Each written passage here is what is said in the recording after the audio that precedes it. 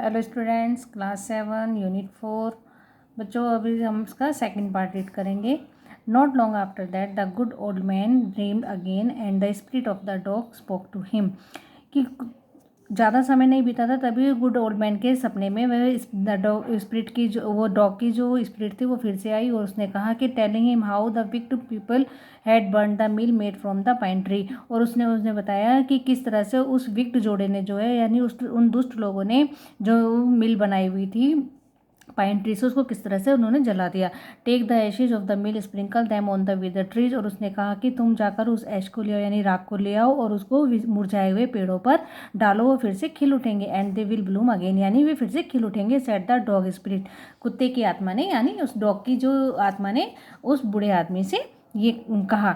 The old man अवॉक, तब old man जो है सुबह उठा and went at once to his big neighbour's house. और वह तुरंत नेबर्स के घर गया। Where he found the miserable old pair sitting at the edge of their square fire place. उन्होंने देखा, जहाँ उसने देखा कि जो वो माइजरेबल ओल्ड पेयर था वो बैठा हुआ था कहाँ, अपने फर्श पर। In the middle of the floor यानी फर्श के बीच में। स्मोकिंग एंड स्पिनिंग, जो कि बूढ़ा क्या कर रहा था, स्मोकिंग कर रहा था और जो वो ओल्ड लेडी थी वो स्पिनिंग एंड चरखा चला रही थी। From time to time they warmed their hands and feet with the blaze from some bits of the mill. और वे बारी बारी से क्या कर रहे थे, अपने हाथों को और पैरों को जो है उस आग से गर्म कर रहे थे जो कि उन्होंने उस मिल से यानी जो मिल थी और वो मोटर थी उससे जलाकर बनाया था। वाइल बिहाइंड देम ले a pile of the broken pieces. और उस मोटर और मिल के कुछ बचे हुए टुकड़े उनके पीछे पड़े हुए थे। The good old man humbly asked for the ashes. उस अच्छे बूढ़े आदमी ने हम्बली बड़ी नम्रता से उनसे राख ले जाने के लिए पूछा।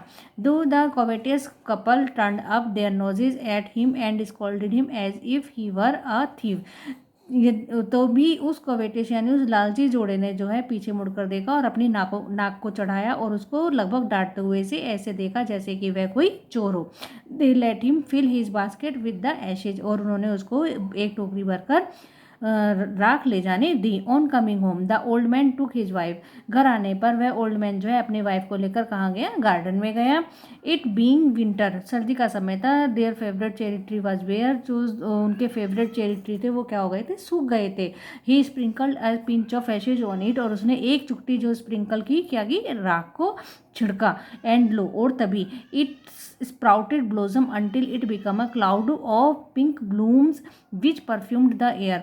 तभी देखा कि वहाँ पर जो है गुलाबी रंग के जो है फूल खिल गए एकदम से और हवा में उसकी स्मेल आने लगी थी, अच्छी स्मेल आने लगी थी, खुशबू आने लगी थी।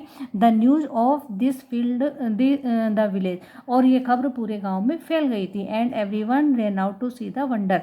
और सभी उस वंडर यानी उस चमत्कार को देखने के लिए दौड़ पड़े। The covetous couple also heard the story. उस कवेटिस कपल ने भी यानी उस लालची जोड़े ने भी उस कहानी को सुना। And gathering up the remaining Ashes of the mill. और जो मिल की जो राख बची हुई थी उन्होंने उसको इकट्ठा किया। Kept them to make with the trees bloom यानी ब्लोजम यानी उन्होंने भी मुरझाए हुए पेड़ों को खिलाने के लिए उस राख को इकट्ठा करके रख लिया। The kind old man hearing that his lord that daimyo was to pass along the high road. जब उस बूढ़े आदमी ने, दयालु बूढ़े आदमी ने ये सुना कि जो डैमियो यानी उस नवाब, उस समय के जो लोगों को क्या कहते थे, जो रिच लोग होते थे, जो वहाँ के जो लॉर्ड होते थे क्या बोलते थे, डैमियो, कि वह जो है हाईवे से होकर जाने वाला है। तो क्या किया उसने कि set out to see him, set out to see him, उससे देखने के लिए। Taking his basket to ashes, तब उसने अपनी जो है बास्केट को, राख की बास्केट को अपने साथ लिया। एज द ट्रेन अप्रोच्ड, और जैसे ही वह ट्रेन यानी जो काफिला था वो पहुंचने को हुआ, he climbed up into an old withered cherry tree, तो वह एक पुरानी यानी मुरझाए हुए पेड़ के ऊपर, चेरी ट्री पर चढ़ गया। That stood by the wayside, जो कि एक रास्ते के एक साइड था। Now in the days of the daimyos, उन दिनों क्या था कि इट वाज द कस्टम, ये रिवाज था कि when their lord passed by, जब उनका लॉर्ड जो है वहाँ से होकर गुजरते थे तो for all the loyal people to shut up their high windows, तो जो वहाँ के लोग थे वो अपनी ऊंची ऊंची खिड़कियों को बंद कर लेते थे। They even passed them fast with a slip of paper, या उसे पेपर वगैरह से उसको ढक देते थे, so as not to commit the impertinence of looking down on his lordship, वे इसलिए ऐसा करते थे ताकि कोई ऊंचाई से अपने मालिक को ना देखे। All the people along the road would fall upon their hands and knees and remain prostrate until the procession passed by. तो वहाँ के जो सभी लोग थे वो सड़क पर कैसे बैठ जाते थे, अपने अपने घुटनों के बल बैठ जाया करते थे और अपने सिर को झुका लेते थे जब तक कि वो प्रोसेस यानी वो कारवां वहाँ से गुजर नहीं जाता था। द ट्रेन ड्रू नियर, जैसे ही काफिला नज़दीक आने को हुआ, वन टाल, एक लंबा कम्पिटेंट मैन मार्च्ड अहेड, जो एक मतलब लंबा और आदमी जो है मार्च यानी आगे चलते हुए चिल्ला रहा था, crying out to the people by the way, get down on your knees, get down on your knees, अपने घुटनों के बल बैठ जाओ, अपने घुटनों के बल बैठ जाओ। And every one knelt down while the procession was passing, और सभी जो भी थे सब अपने अपने घुटनों के बल बैठ गए जब तक अपने अपने घुटनों के बल बैठ गए जब तक कि वो कारवां वहाँ से गुजर नहीं गया। Suddenly the leader of the van caught sight of the aged man up in the tree, suddenly अचानक ही जो वहाँ उस कारवां का जो एक लीडर था उसकी नज़र उस बूढ़े आदमी पर पड़ी जो कि पेड़ पर बैठा था। He was about to call out to him in angry tone, वह उसको गुस्से में बुलाने वाला था, but seeing he was such an old fellow, लेकिन जब उसने देखा कि वह वास्तव में एक बहुत बूढ़ा है तो ही प्रिटेंडेड नॉट टू नोटिस, तो उसने ऐसा दिखाया कि जैसे उसने उसको देखा ही नहीं है। Him and passed him by, और वह वहाँ से गुजर गया। So when the daimyo's palanquin drew near, जैसे ही डेम्यूज की पालकी नज़दीक आई, the old man taking a pinch of ashes from his basket, तो उस बूढ़े व्यक्ति ने जो है अपनी टोकरी से यानी अपनी बास्केट से एक चुटकी किसके लिए, राख के लिए, scattered it over the tree, और उसको जो है पेड़ पर छिड़क दिया उसने। In a moment it burst into a blossom, और एक ही क्षण में वो जो पेड़ जो है एकदम खिल गया था। He delighted daimyo order the train to be stopped and got out to see the wonder, जब उस डेमियो ने इस चमत्कार को देखा तो वह काफ़ी प्रसन्न हुआ और उसने कारवां को रुकने का ऑर्डर दिया। Calling the old man to him, और उसने उस बूढ़े व्यक्ति को अपने पास बुलाया। ही थैंक्ड हिम, उसने उसको धन्यवाद दिया। And ordered presents of silk robe, sponge, cake, fans and other rewards to give him, और उसने ऑर्डर दिया उसको बूढ़े व्यक्ति को देने के लिए क्या, सिल्क के कपड़े, स्पंज केक, फैंस और अन्य इनाम देने के लिए उसने उसको बुलाया। He even invited him to his castle, और उसने उसको अपने महल में आने के लिए भी आमंत्रित किया।